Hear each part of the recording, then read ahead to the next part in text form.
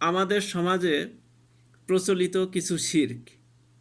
পরীক্ষা দিতে যাওয়ার পূর্বে ডিম খাওয়া যাবে না, তাহলে পরীক্ষায় ডিম বা ফেল পাবে, বিশ্বাস করা শিরক।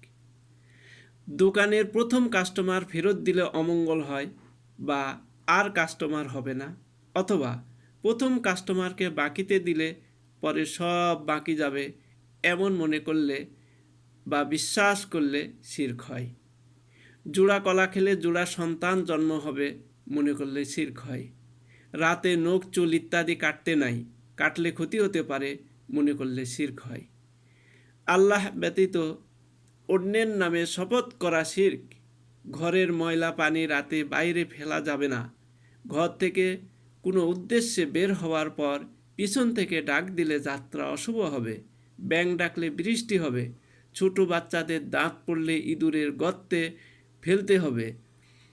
বলা হয় কেউ ঘর থেকে বের হলে পিছন দিকে ফিরে তাকানো নিষেধ, তাতে নাকি যাত্রা ভঙ্গ হয় বা অশুভ হয়।